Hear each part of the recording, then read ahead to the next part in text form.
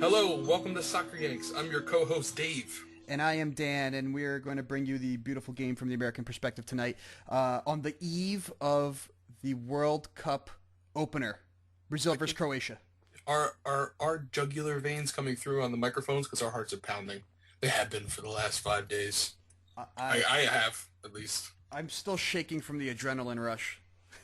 That was incredible. That national anthem was chilling, chilling. The way they were from one end of the line to the other, and then they kept cutting to Scolari. They were cutting to the crowd. It was just the electricity came through the TV. Well, they cut the anthem short because the Brazilian national anthem is very long. But the thing that's been going on for the last 12 months is they go a cappella and they keep singing. I was trying to figure out what that was. They were all like even louder without the music. I was like, wow, that's incredible. Yeah. It's a very long anthem. So like in the beginning of the matches, they only play a little bit of it, and then they cut it, and then the players and the fans in the stands kept singing. I mean, Neymar was emotional. Julio Cesar, who is a very emotional guy, he was all teared up and choked up. Yeah, Marcelo looked like he was just in front of the gates of heaven, like this look on his eye. I'm gonna say the emotion got the better of them for the first 30 minutes. Yeah, and complete shock in that 11th minute. That emotion, he went from gates of heaven to gates of hell in like a very very short. But obviously now we know the end result. But it was very tense 15 minutes, I think, for Brazil for supporters.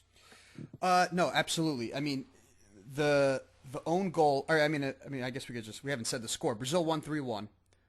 If spoiler, if you're listening to this and you haven't watched, shame on you. But Marcelo, the opening goal was by a Brazilian. Own goal, Marcelo. It was a really bad own goal. It was not a heads up play. It wasn't like, oh, it ricocheted off me. It was ugly. It was ugly. And it got very, very nervy as a supporter, and I'm sure it got very nervy for the guys on the field. Well, let me change that. I mean, I saw Julio Cesar immediately saying, like, forget it, didn't happen, let's keep moving. Like, he was trying to, like, just, that didn't happen. And the game opened up a little bit, but Croatia, for at least the first 35 minutes, 11 guys behind, 11 men behind the ball. I thought they were on the front foot in my eyes. I mean, they were aggressive. I didn't think they were very complacent. Well, once they got the one goal, they started off the game pretty aggressive, and I thought, oh, this is going to be a nice match. Once they got the goal, I think they didn't expect to score so early, and I think their game plan kind of got a little screwy. It actually went into Brazil's advantage, I think, a little bit, that they're almost like, okay, now we can wait off some of this heat a little bit. They absolutely didn't plan it, Croatia. They No, didn't think that was going to happen, that score line that early. So they had no game plan for that. I think that's what happened. I think even the players were like, oh, we were just going to try to weather the storm and nick one later.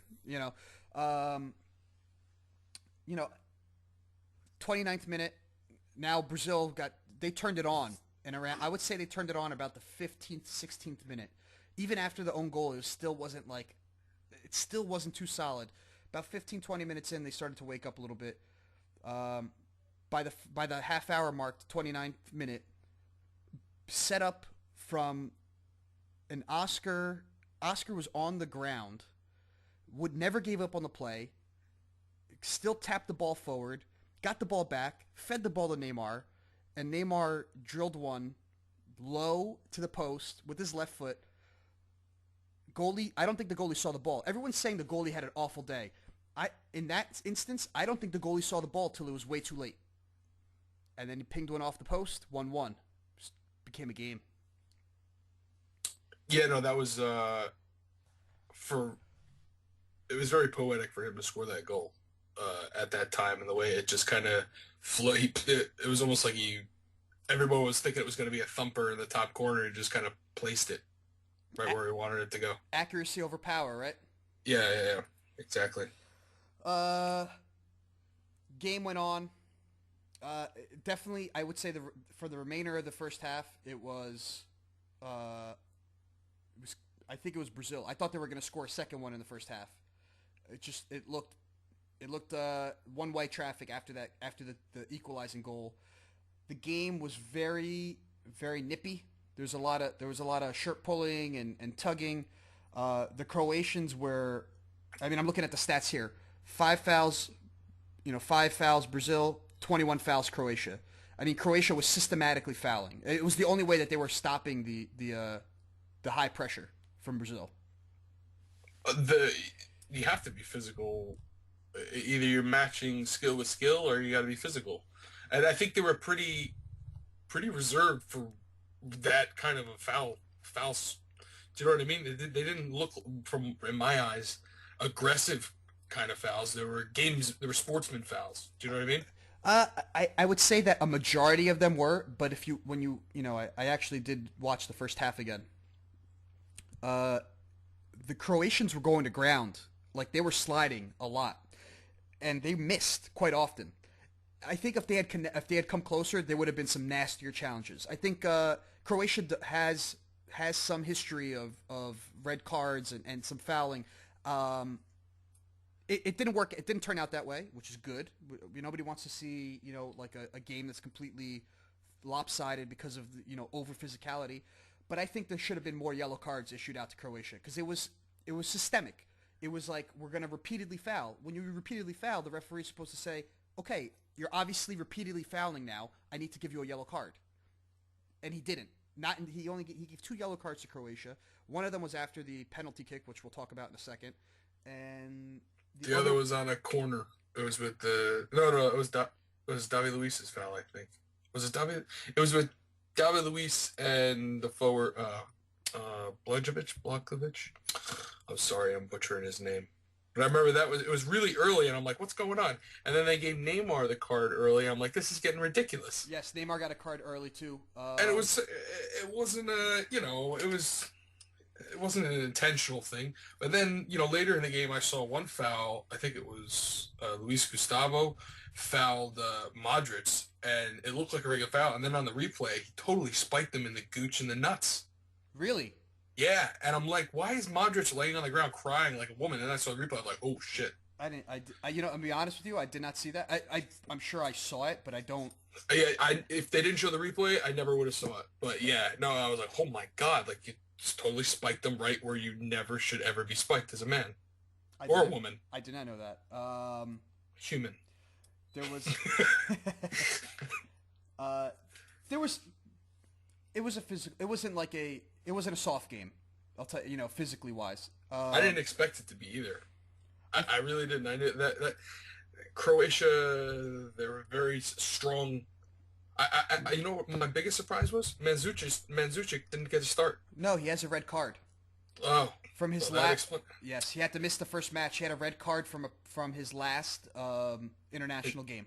Well, thank you for clarifying that. Nobody on television clarified that for me, No, and and I didn't do any research, so thank you. the the two Brits on TV didn't tell you. I don't. I actually. I watched the game from a bar.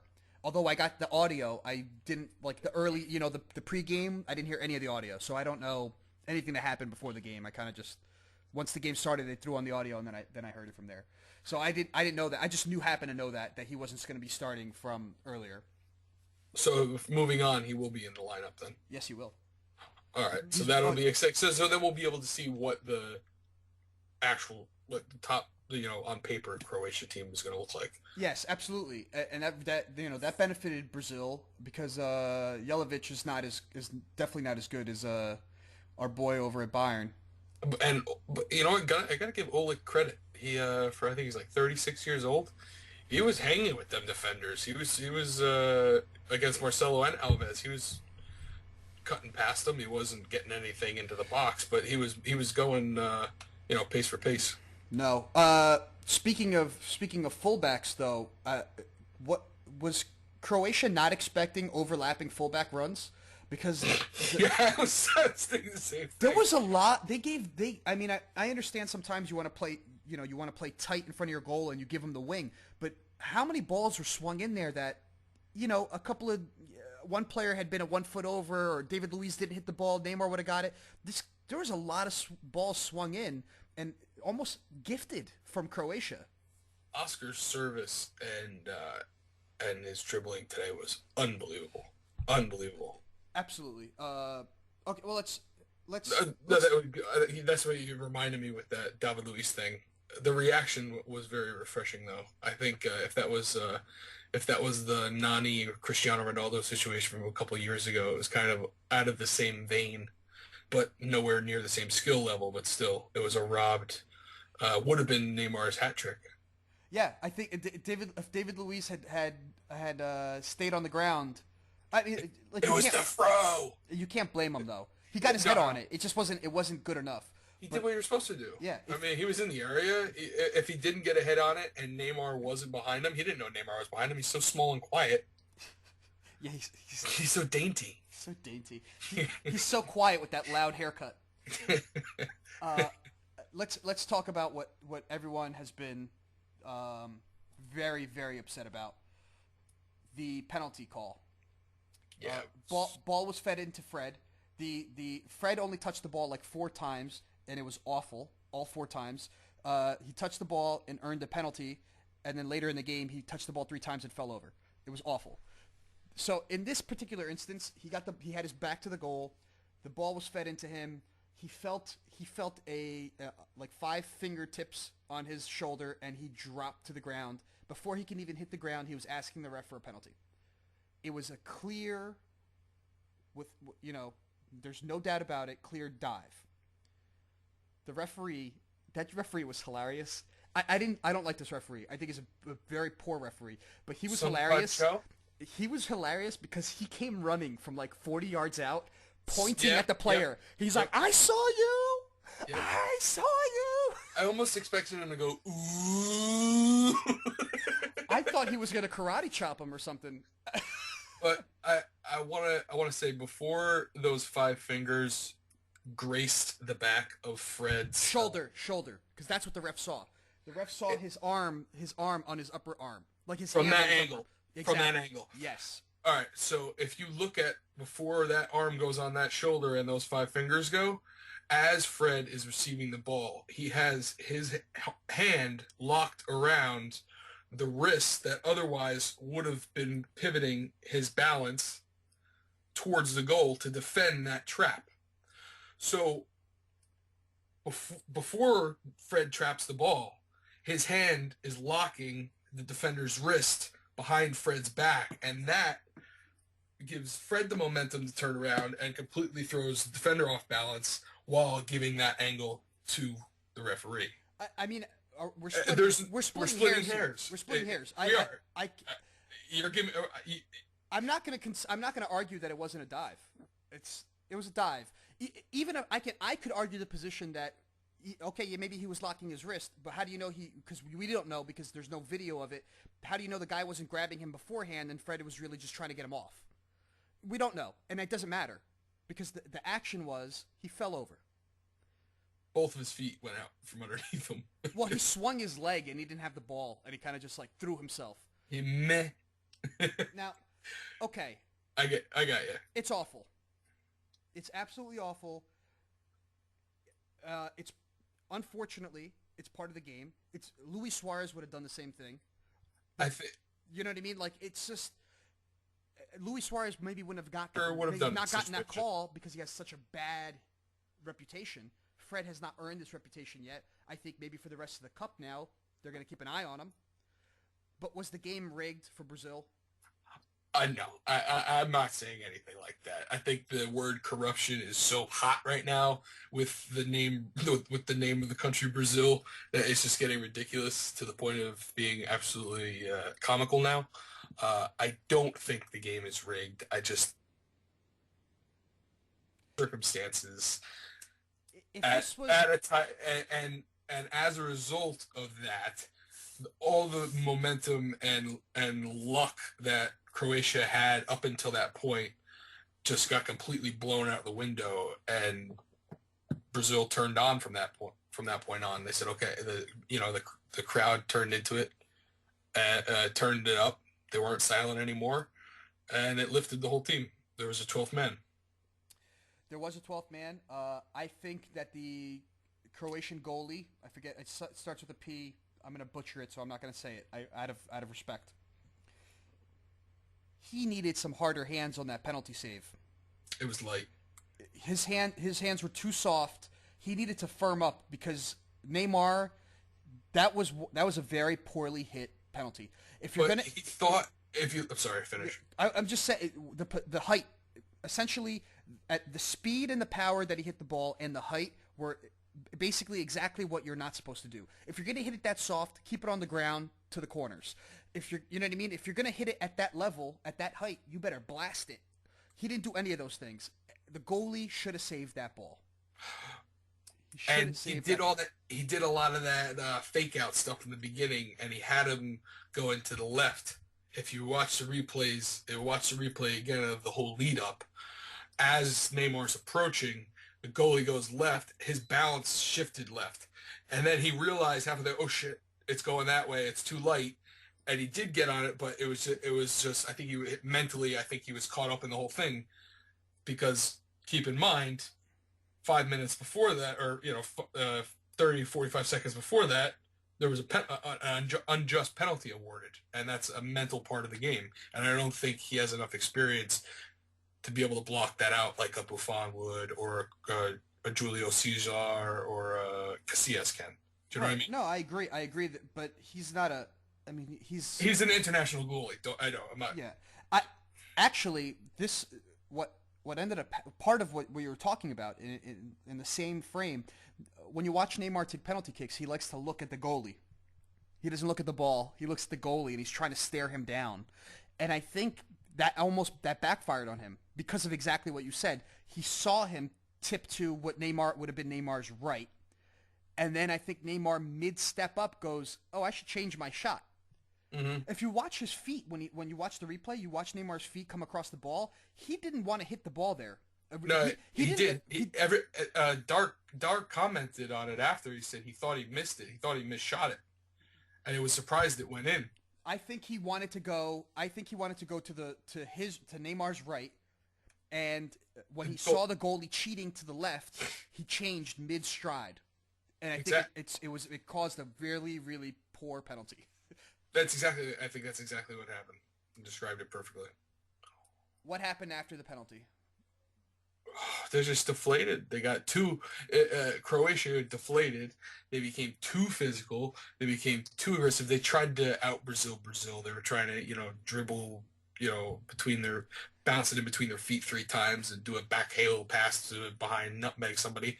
I saw it happen like 3-4 times. I'm like, what? Well, I mean, the score line ended up, Oscar scored a, let me tell you, we already touched on this. Oscar, hands down, man of the match. I don't think you can argue that, can you? Do you think otherwise? No, he was unbelievable. Hands down, man of the match. And you know what he showed the entire 90 minutes? He never gave up on a play, not once. And that last goal that he scored in the 91st minute, that was a proof that he was in between 2 defenders, and the first defender came at him, and he just powered through, and I don't think the second defender even thought that he would have gotten past the first one. And then on top of that, he shot so early. That's why the goalie didn't move. Everyone's like, oh, the goalie's garbage. He didn't do anything. Brazil's lucky because of the ref and because of the goalie. The goalie, no one would have... That's why it was such a shock. If you watch him, he toes it. He toes the ball to the near post very, very early, outside of the box. It was a long shot. You don't expect the little guy to try to thump one from there. Well, it wasn't even. It wasn't a thump. It was dribbled. No one's expecting me. No one's expecting this right now. Let me do it. And he never gave up on any plays. He was providing service. For a pretty frail looking guy, he took some hits and just bounced off of them. He was getting down on the line, toeing the line too a couple times, crossing them in. Yeah, he has the freedom to play anywhere across that midfield. It looks like that's what they're giving him. They're saying like, Oscar, all right, this is going to be the attacking third is yours. You could be wherever you want. Yeah, I felt like him and Neymar were kind of had that wild card approach to them. Well, Neymar was calling with Hulk. They were constantly switching. Yeah, yeah, I noticed that too. I usually see them on the opposite sides of where they usually were today. I was surprised, but it worked. It looked like it worked. Fred was a ghost. I'm this whole Fred thing is he's his football brain in the sense of positioning is very good. That's why he scored so many goals for Brazil. Like where he is, he's a good poacher. But it just I don't know. I thought when the substitution was coming in and I saw all right they're gonna take somebody out. I thought they were gonna take out. I thought they were gonna take out Fred and put in Joe. Even when they took out Bernard, when they put in Bernard for Hulk, I was a little shocked because I felt like Hulk played well enough to stay in. The only thing I can think of is that they're trying to just give everybody a break. They don't want to. They don't want to. It's a first match. Let's rotate them out a little bit. I don't know. Fred to me the biggest thing I saw that I was not happy with. Fred was a ghost. He was non-existent. He was zeroed out of this match completely. Now I don't know if that's on purpose. If it's his job is just to occupy a defender and let the guys on the wings do have all the fun, maybe.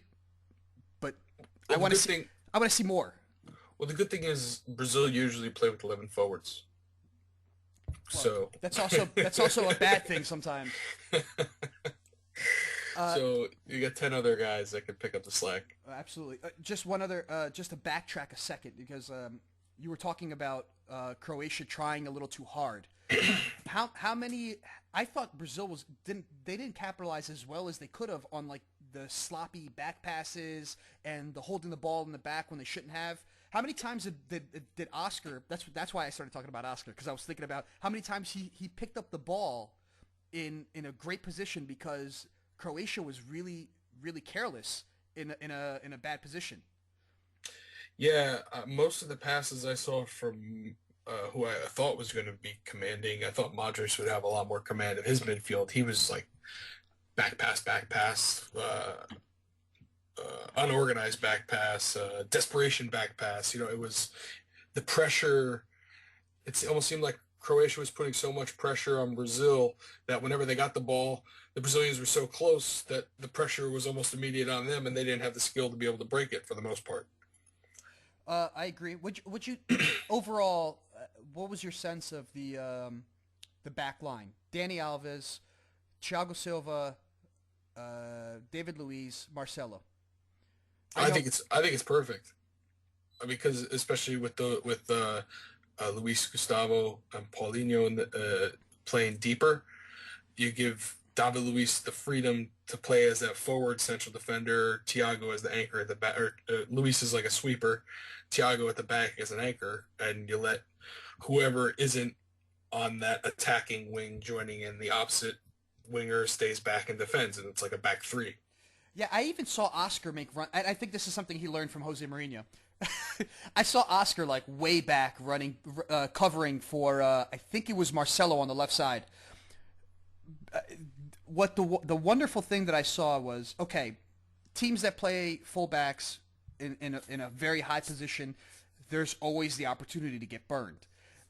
Between Paulinho, Luis Gustavo, and Oscar, the covering for these guys was, I thought, pretty good. I was very happy with how they fell back into position.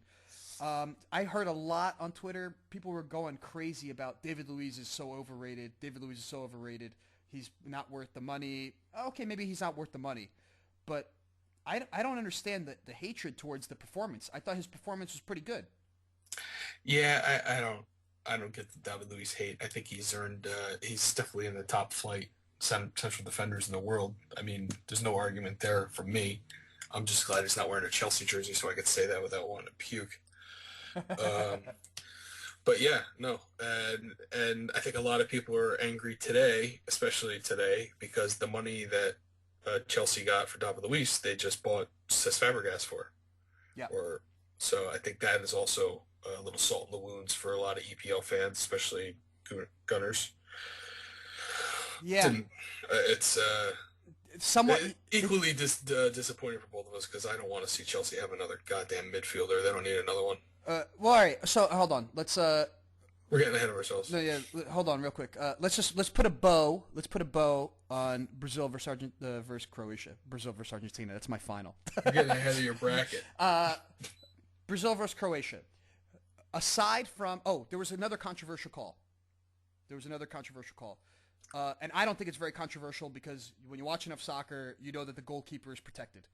The disallowed goal because I forget who it was, the Croatian striker slammed into Cesar as he's trying to make a catch. What do you think about that? Soft? No, the goalie is like is treated like the quarterback's treated in the NFL, as well they should be. They're very exposed. They have to expose their bodies all the time against massive heads and arms and shoulders and bodies all around. There's a reason Cesc Fabregas has to wear a brain bucket. You mean? You know? No, Cesc Fabregas. Peter Cech. My head is scrambled today. I'm so sorry, Cole. So sorry, Cole White. Great writer for us. Yeah, Dave called one of our writers Joe, and his name is Cole. Yeah, wow. I don't know what is wrong with me today. Excited I'm going on vacation in the World Cup. That's what it is. Yes. When I watched the replay, the only reason Croatia even had a chance on that goal was because they made contact with Cesar. Yeah, exactly. It's one led to the other. So, the big talking points have been this referee, who, by the way, was the referee that officiated the quarterfinal against the Netherlands in 2010. I remember. So the kung fu kick man that never saw it, but he saw that dive.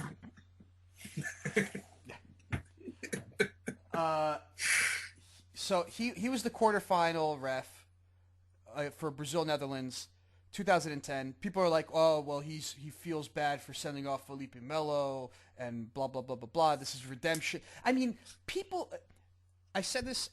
Everyone's like, you're just an angry Brazilian and you're just all hyped up and blah blah blah and you're biased. People love a train wreck.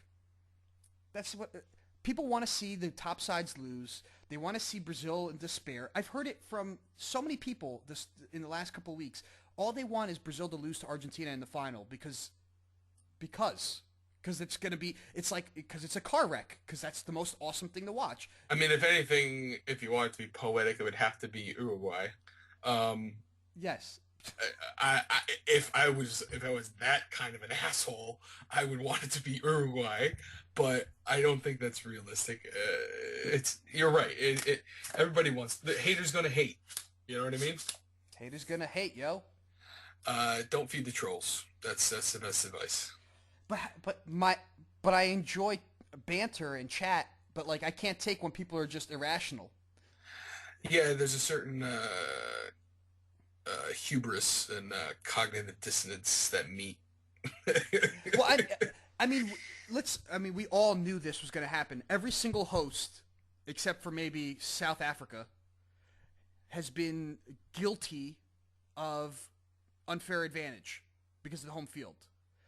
I mean, South Korea is the real big one that everyone says, like, you know, they were. And when you watch the games, it was kind of bad. It was. I mean, I get it. Okay, I understand. South Korea shouldn't have gotten as far as they should have in 2002, but they did anyway. France won a World Cup because of home field advantage. Let's not kid ourselves. They made it to that final because of preferential treatment. I mean, okay, so Brazil might have some preferential treatment, but holy crap, they've won 5 World Cups not at home. It's okay, I think. I think it's okay. It's home field. That's the whole point. Look at how much suffering this country is going through to have this World Cup. If there's a home field advantage, let them have it. God damn it.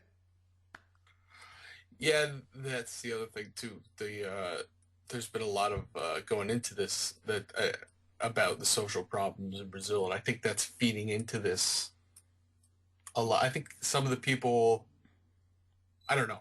I'm speculating, but I think some of the people even there might want it to fail just as like as vindication for their protests. So they get their message across that this whole thing was a failure and there needs to be change. There's an election coming up in October in Brazil, and I think this what happens in the months following this and how everything's handled is going to have major implications socially in Brazil. And then there's going to be another major international sporting event in 2 years. Yes, the The Olympics. Olympics are coming up, so it's this is a very from the we're on the outside looking in Brazil. This is a huge time. They've only been a democracy for how many? The dictatorship hasn't been there for how many years? It was a military run regime, right?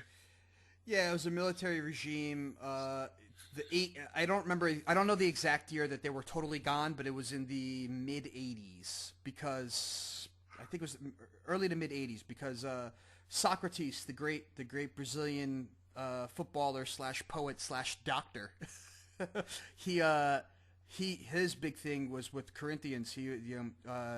Democracia Corintiana, basically like he started creating a mini democracy inside of Corinthians, and he got the coaches to buy in and the staff to buy in and said like the coaches don't own us. We're gonna have a democracy here with the players, and then it was almost like a social protest, and they played with that on their shirt. So that was in the that was like the early '80s. I mean, Socrates played in the '82 World Cup. I don't know my dates exactly, but yes, they've been a military dictate. They were a military dictatorship.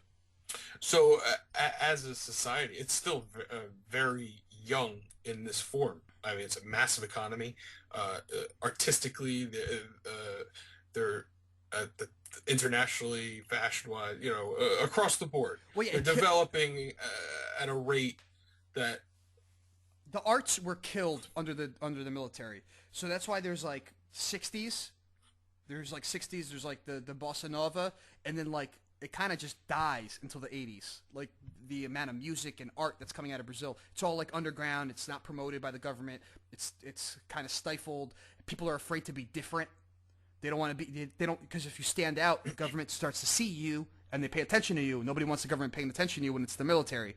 So there was a lot of that, and then in the mid to late '80s, things opened up. I think it was '88 or '87. I don't know. I apologize to my brethren for not knowing my history, but then the '90s and now what we're seeing is basically like an economy thrusting itself out of out of a I hate using this term, like a third world country. They're developed, out of a developing nation into they're hoping to be a superpower. That's the ultimate goal for Brazilian politicians. I mean, an aspiring G8 nation. So exactly. they are a G8 nation, aren't they? I think they may be, yes. Yeah, they're on the global stages economically now. 20 years ago, that was a far cry. But this is what I'm saying. So now this is where this sort of new age, the new Brazil, is starting to say, hey, we want all these things, these European or Western, where everyone else in the West has, that we don't have this efficient mass transit, this healthcare, Schools, education, yes, all education, these hospitals, things, yeah. and we want them. We want them now, or we want them soon. These are on our horizon, and we want to make sure they're on your horizon, and that's what this. And I know a lot of people don't like it, but football, soccer has always been used as a political tool, and for whatever nation they have a message they want to get across, it can be come across in a peaceful way on the field.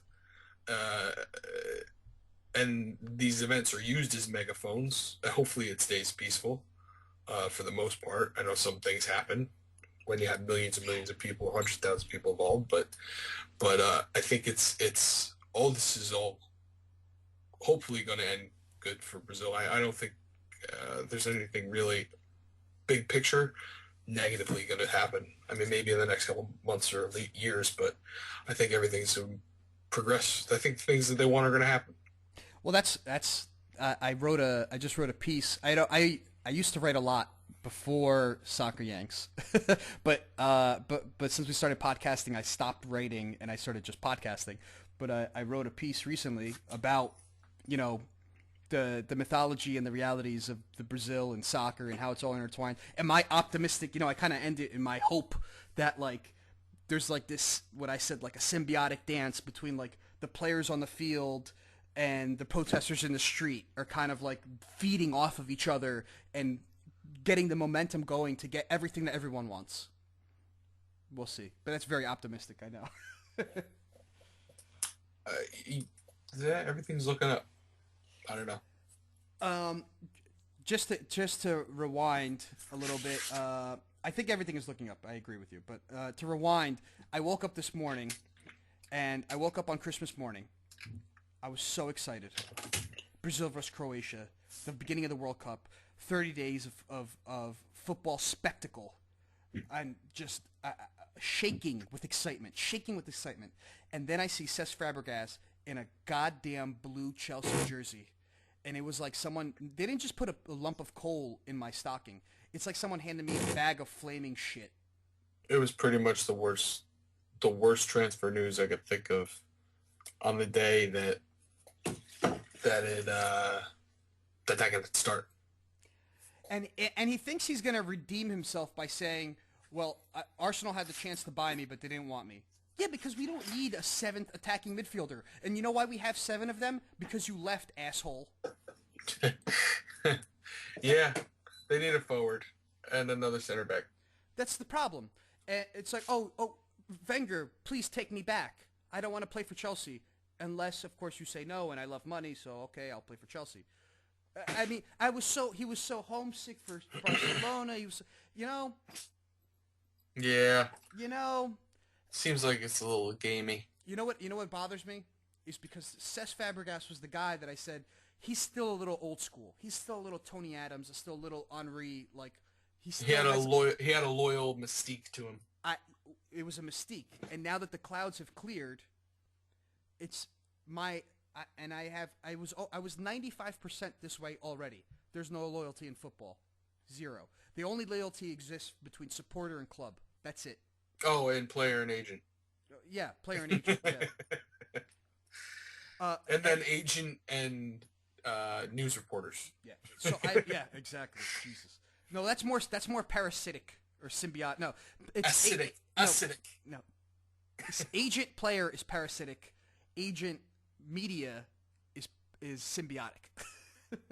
But Cesc Fabregas has now completely wiped away any notion. There is not 4%, 3%, 1%. There's 0% in me belief that football players care for the club that they play for. They obviously care enough to, like an employee. Like, I care about my company that I work at. It gives me money. I take care of my family because of it. I care a lot. But at the same time, if somebody came and doubled my salary, and okay, I might move. And that's how it is, period. No one should ever think anything else. That's what it is. Cash is king. Cash is king. And I also have a very, very nice message for Cesc Fabregas. Jose Mourinho has destroyed Kaká and Mata. Who do you play like, Cesc? That's all I got to say. Truth with an F. He's going to play for a club that can potentially crush him, like his style. He's going to turn into. I mean, Oscar plays there. Oscar obviously can still do what he wants to do with Brazil. So maybe I'm wrong. Maybe I'm wrong. You think Torres stays? If they get Costa, or period. I think Torres stays. I think he won't be with Eto'o. I think it'll be Eto'o, Torres, and Costa, and I think they unload Lukaku and Ba. Yeah, Ba's out. Lukaku though, I don't know. I'd keep him. That's the thing. I think Chelsea is crazy for spending money to buy Diego Costa when Lukaku is a younger Drogba. Yeah, he's a younger Drogba. He's power. He can place it. He can shoot with his head. He can pass. He can move. He's hungry. Heavy. He's hungry. He's angry. Diego Costa is a little bit of a one-year wonder. Okay, he's been playing professional football for 6 years. 5 years. 5 years. We only know about him for the last 14, 15 months. Yeah. We don't know the after effects of horse placenta treatments. That's also. He could start eating the turf. We don't know. I'm actually very interested. Sorry. That was a good one. That was a good one. I'm actually really interested to see how he reacts to playing in Brazil with Spain.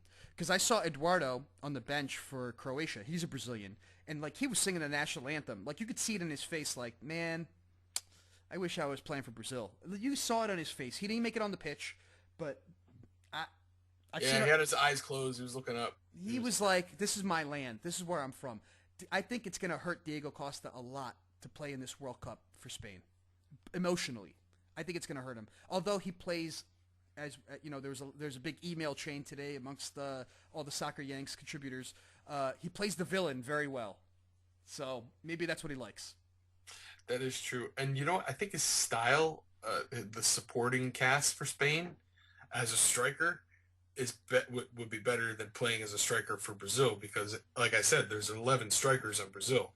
Those Spain midfielders are designed to support people. Their problem is some of the Spanish midfielders can't finish all the time.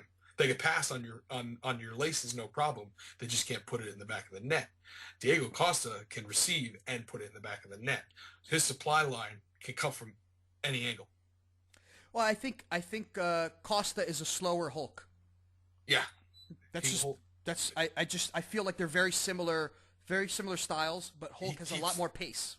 He has more pace, but Costa, I think, Hulk has more space, but Costa keeps more space. Or more pace. Hulk has more pace. Costa keeps more space. So he's a good hold-up man. Exactly, and he can keep enough space between him and the defender when the ball's coming to him and when where he wants to go. He's already thinking about it ahead of time, so he has that space to receive it and move. I can agree with that.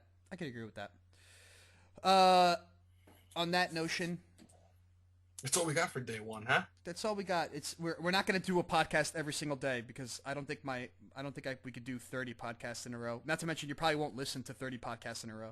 Yeah, and we'd probably be divorced by the 13th. Yeah. Both of us. not divorced from each other, just divorced from our actual wives. Actual wives, yes. I will be going away on the vacay. But I will be keeping up. I've already planned my itinerary around certain days. I think next Wednesday can be a potential miss day because the England game's going to be on everywhere anyway. So I don't know, but I'll figure it out. Those are my problems, not yours. Big game tomorrow. Spain, Netherlands. Who's winning? Just real quick. Hip from the hip. Oh, this one I think is going to be a 2-2 draw. You know what? I don't know about the score line, but I agree draw. I definitely agree draw. I'm excited. I'm excited though. I don't think the Netherlands are going to be coming out very fast because I think they're made of glass, and they're not going to start pulling hamstrings on the first game. I don't expect Van Persie to be in very long if he starts. I don't expect Schneider to be in very long if he starts. I think he's still injured. Yeah, I think it's going to be a little bit more of a restrained Netherlands team. Can Huntelaar carry the striker load for Netherlands? I don't know. He doesn't really show up in the big games for Schalke that I've seen. The Champions League games and the European games and whatnot, and some of the bigger Bundesliga games that I watched. And I've never seen him really do anything. He's a scorer of great goals, but I don't think he's a great goal scorer. Oh, I like that paradox. I like that paradox. All right. On that note, if you have not already listened to the Eyes on Rio podcast, which is essentially Soccer Yanks and Across the Pond teaming up to break down the 8 World Cup groups, you should go listen to that before too many matches go by and it becomes irrelevant. God damn it. Group by group, we broke them down. Yeah, we broke them down. Each episode is 2 different groups, 4 episodes. They're enjoyable as hell.